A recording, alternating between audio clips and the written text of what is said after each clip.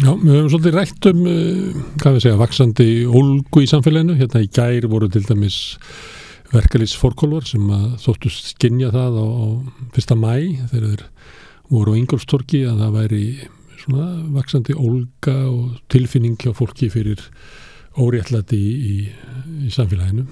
Og við höfum mikið rætt mótmæli og hvort það sé farvegur fyrir mótmæli í dag út af yfirlýsingum Ragnars Þórs Ingólfssonar, formanns VR.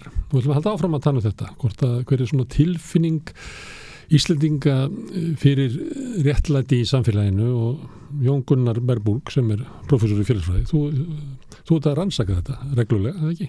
Jú, þetta svona mitt áhugasvið svolítið. Já, og hefur rannsakað líka mótmæli og fleira eða svona, hvað ég segja, eftirsögu hrunsins og búsaldabyltingarnar. Já, ég skoða bæði búsaldabyltinguna og líka Panama-leika mótmælin sem voru í beinu framhaldi þótt að vera 7 ára á milli. En hvað með þessa tilfinning? Þú náttúrulega varst ekki með skjálftamæli á Ingólfstorgi á 1. maí en þeir voru svona með tilfinningu fyrir að vera svona óróleiki í fólki.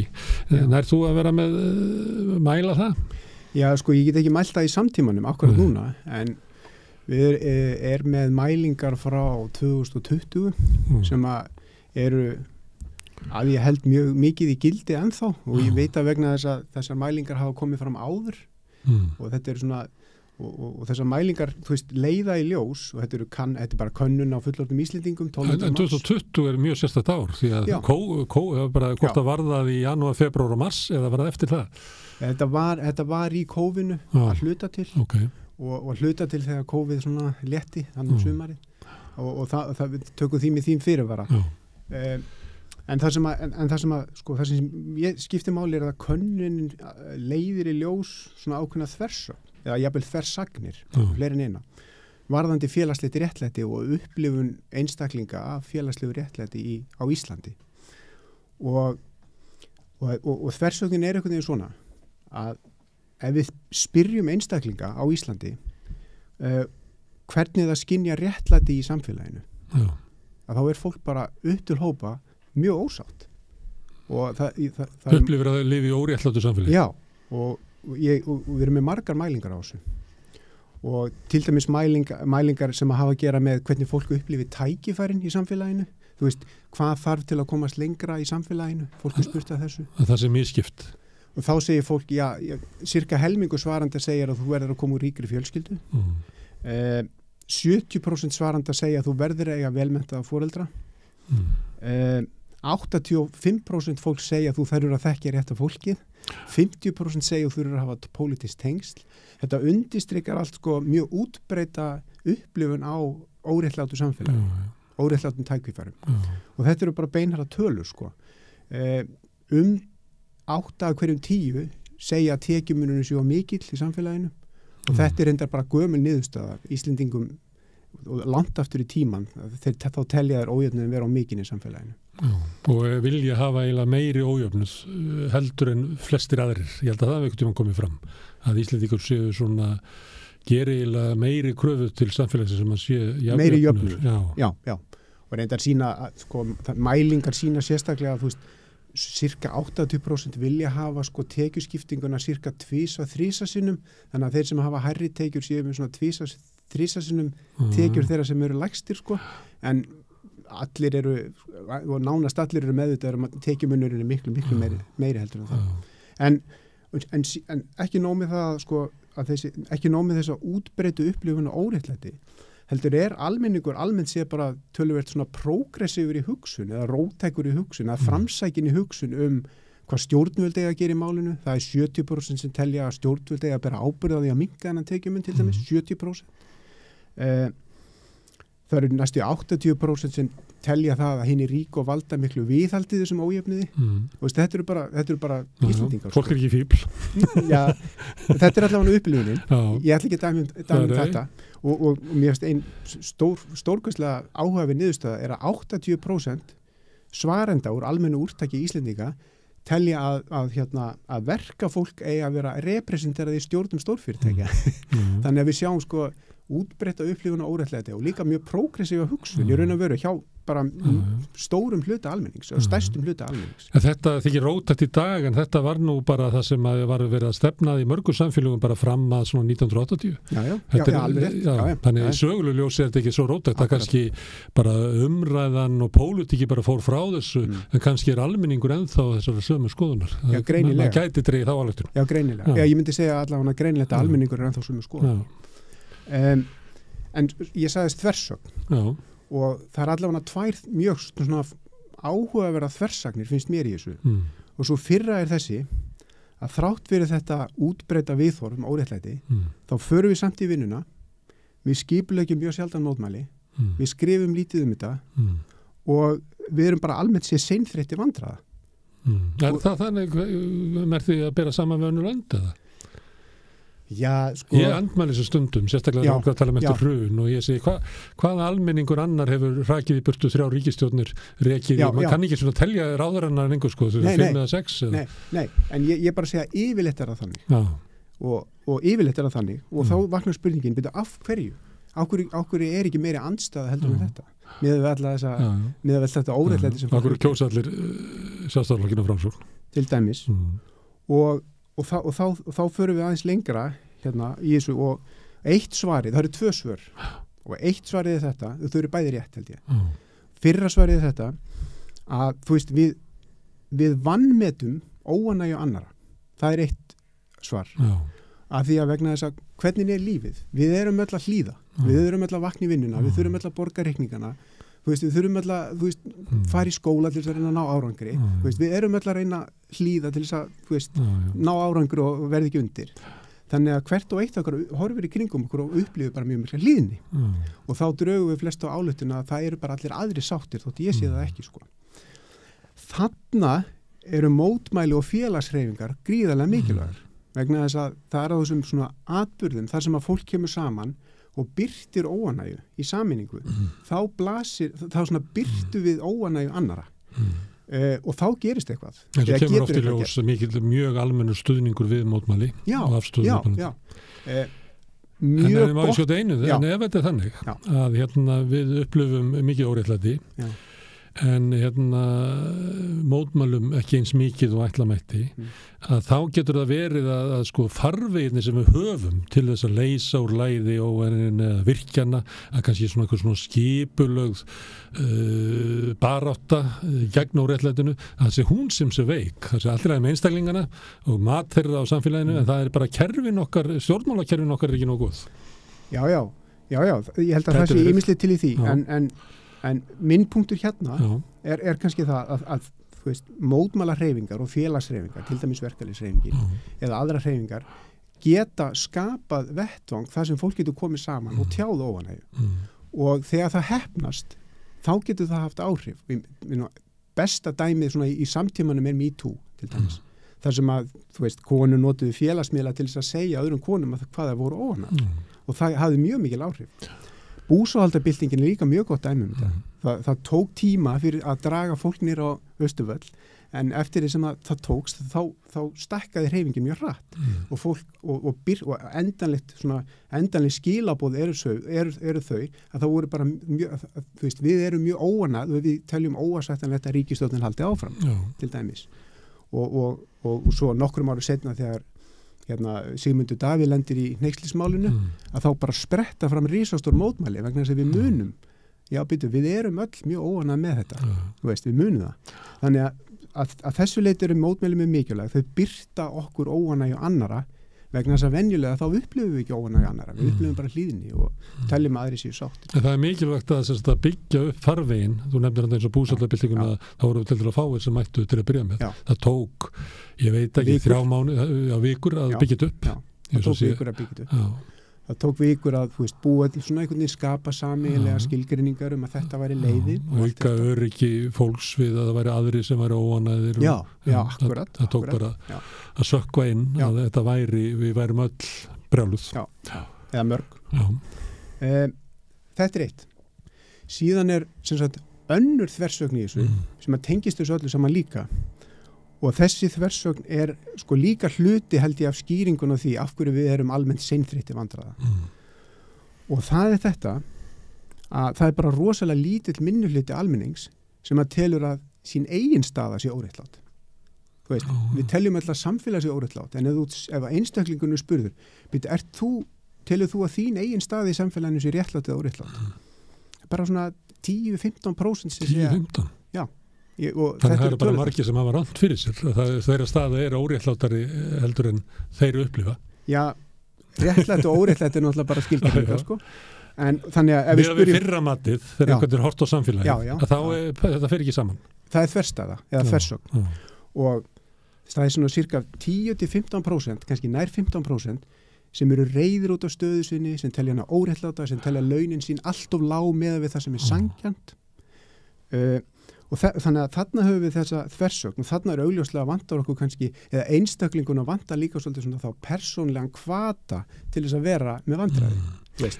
Þeir sem að upplifa stöðu sín óréttláta, mæliði það hvort að það sé fólki sem stendur efnaðslega veikast eða möguleiki, maður geti látið sér þetta huga, þetta geti líka verið bara afstaða svona fólks, að það væri fólk sem að væri kannski miðbyggið væri óvanægt með stöðu. Það er alls konar hópamunur í þessu, svona almennt séð, þá þetta, því neðar sem þú einhvern veginn fellur í samfélagsstjánum, því líklega þetta til að segja að staða eins og óréttlátt. En þetta er allt bara svona tilneyingar, þetta er furðulega veik sambönd í raun og veru. Og ég túlka þetta að félagsfræðingar, þetta er náttúrulega bara klassískt viðfangsefni í félagsfræði. Hvernig stendur á sér þverstæðu? Við sjáum hérna á Íslandi, við sjáum hérna líka annar staðar. Við teljum að samfélagi sé óréttlátt, en við teljum að okkar eigin staða sé réttlátt. Svona almennt séð. Af hverju? Og hérna er allavega 2, held ég, áhugaverð svör sem að félagsfræðingar hafa komið með. Fyrra svarið er þetta, að því að við erum sko félagsverur og við berum okkur svo mikið saman við hvert annað, að þá er rosalega mikilvæg gluggi á þennan samanburð, það er hvernig fólkið í netverkinu okkar hefur það. Þeir sem við erum alltaf í samskipti við, vinnufélagarnir, nánasta fjölskylda, vinirnir, þetta er allt fólk sem að yfirleitt hefur það bara mjög svipað og við sjálf. Og þess vegna sko telja bara cirka 14-15% almennings að þau hafa eitthvað verri stöðu heldur en aðrir og þeirra eigin aldrei. Það bera saman við aðra sem eru kannski bara líka þjást. Já, þess vegna. Þeir sem eru í miðjunni, þeir bera sig saman þá sem eru á miðjunni, þeir sem eru á botninum bera sig saman við aðra sem eru á botninum og svo framvegis. Ég get ekki kvartað persónulega yfir því ef ég er með lélega efnahagslega stöðu, ef allir sem eru að vinna með mér eru bara með sambarlega stöðu. Já. Þannig virkar svolítið réttlætisupplifanir. Þetta er eitt svarið. En hvernig getur maður haft þá hugmyndum að þetta sé réttlátt? Já. Að ég þjáist þessu hinnir ef ég bá vera svo, en hins vegar sé óréttlátt samfélag. Þetta bara sikkur hillan í heilanum á okkur? Já, það virðist vera. Ég meina það er bara, þú veist, það er allavega eitt svarið er þessi samanburður. Annars svarið það að við innvörpum í okkar uppeldi, í skólanum, þú veist hvernig gengur okkur í skólanum, við innvörpum hugmyndum okkar eigin virði.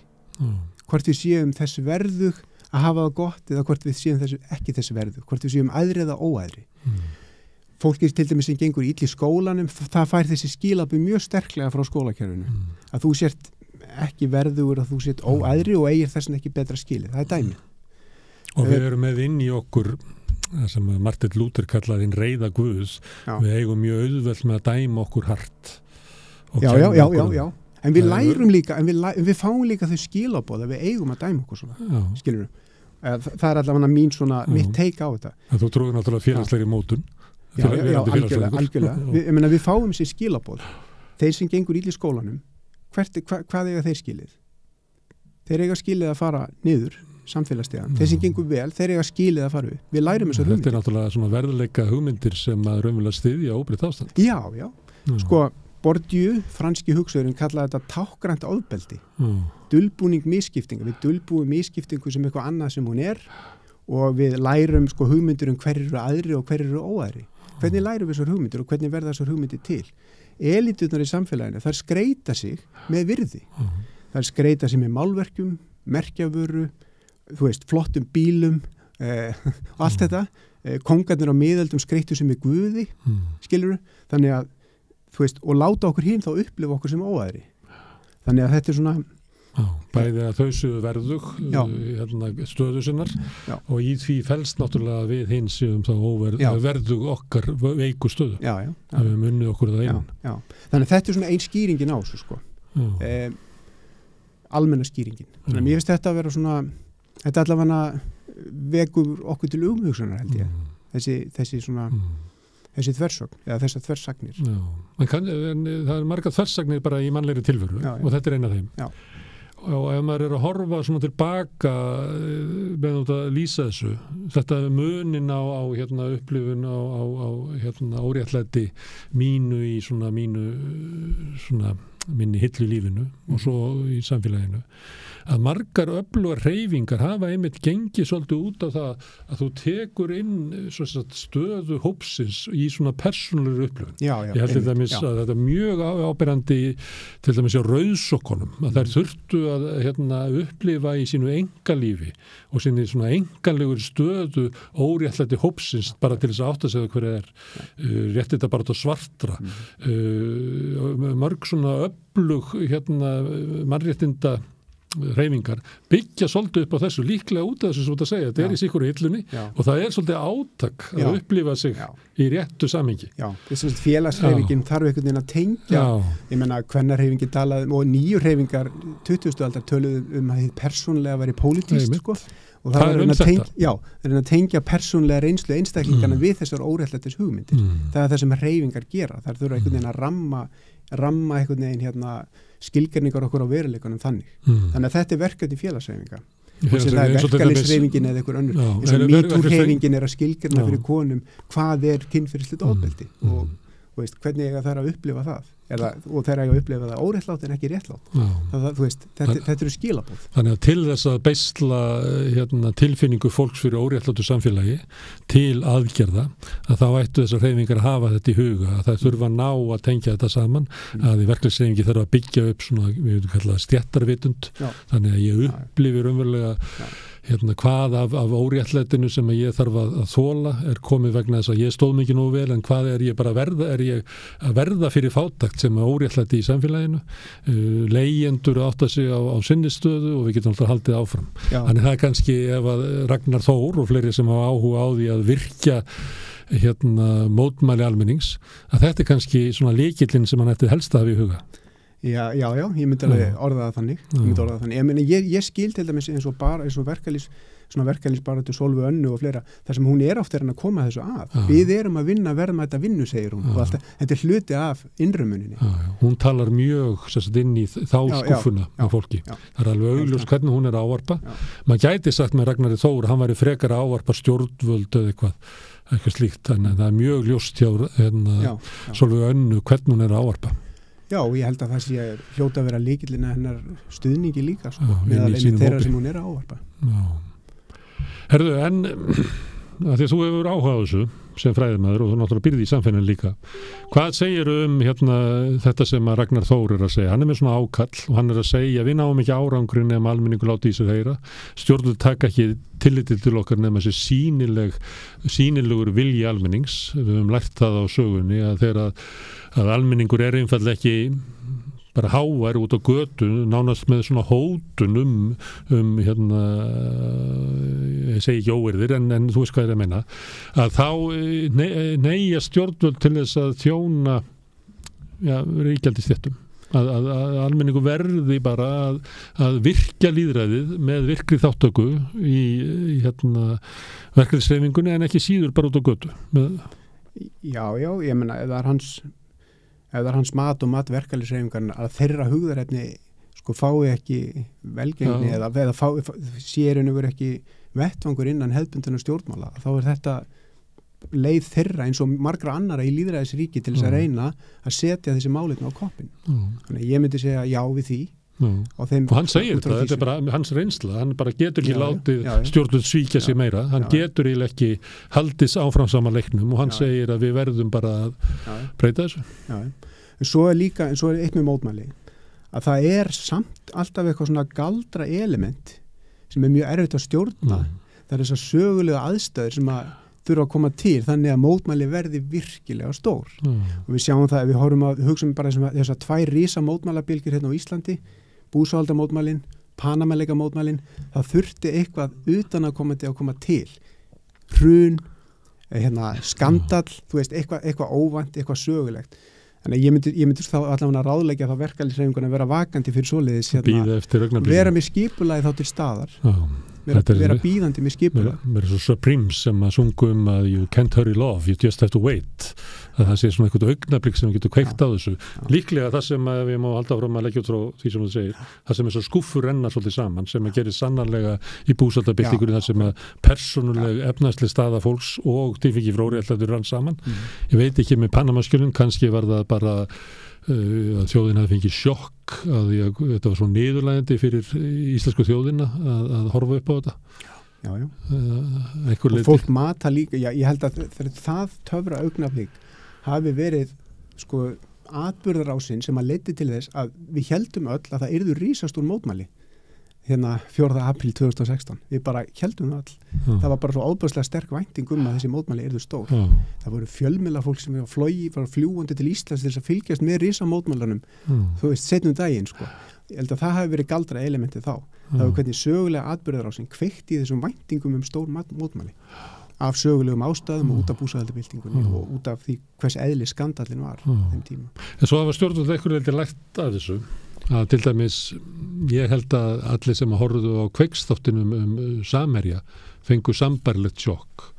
En þá var strax farið að segja að það verið að vinna að þessu og eitthvað svona, þetta var ekki rétt í farvegurinn og þannig að stjórnvöldur líka svolítið að reyna að halda aftur af mótmælum. Segja sama með Íslandsbankamótmælin, þá komum við með þetta er að fara hérna inn í rannsókn og ekki bara bíða og sjá til hvað kemur út úr því, svo það sem kom út úr því var nákvæmlega sama og mótmælendur voru að segja, en það var bara búið að svona hægja á öldunni.